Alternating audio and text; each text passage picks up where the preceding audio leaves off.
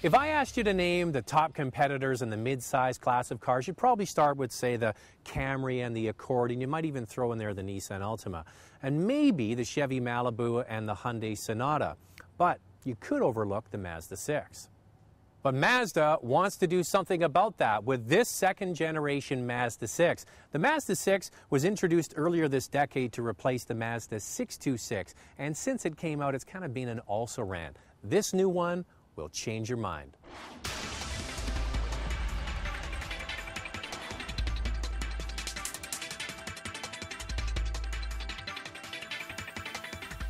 One of our staffers thinks the new Mazda 6 looks like a Camry.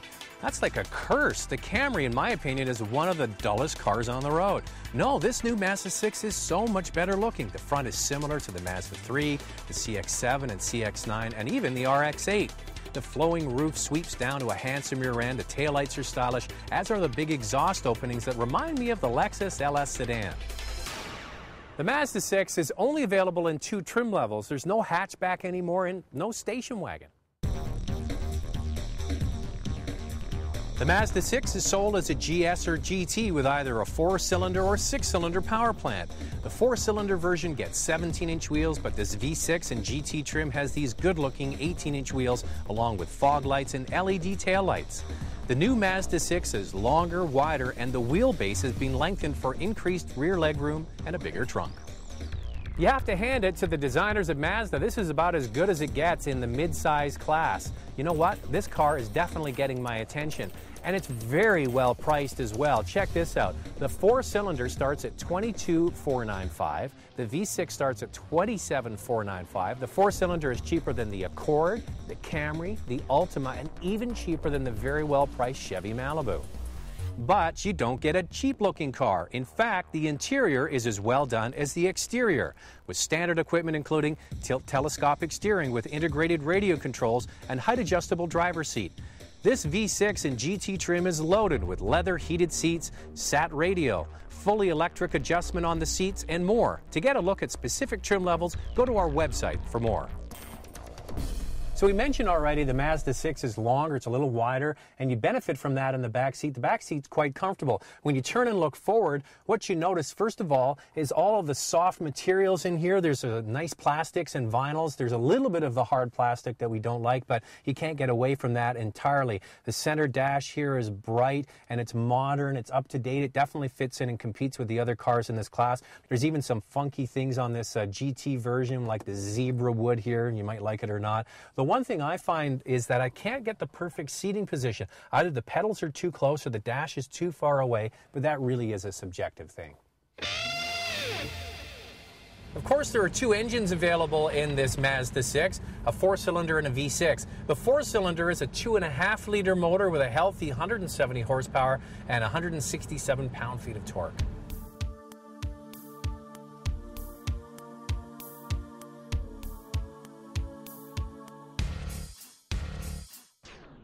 Most of the competition has either a 2.4 or 2.5-liter engine with similar power, so the Mazda 6 is in good company.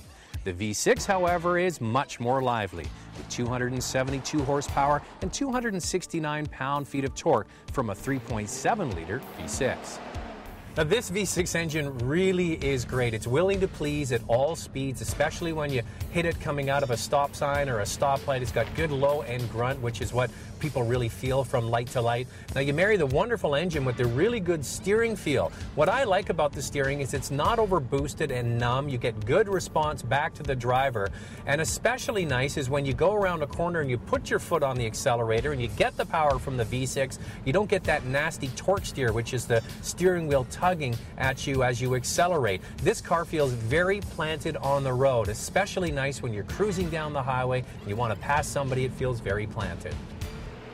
The chassis also offers good feedback to the driver.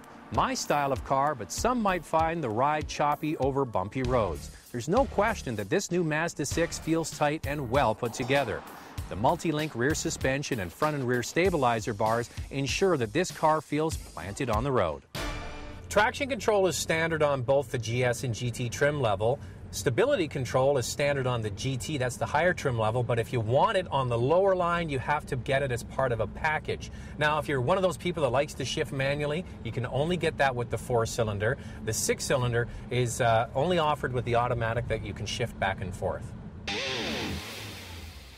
So will the Mazda 6 rise to compete with cars that are top of mind when you think about the mid-size car class? The answer is it should, especially when you factor in the great starting price and the handsome styling. Mazda, well done.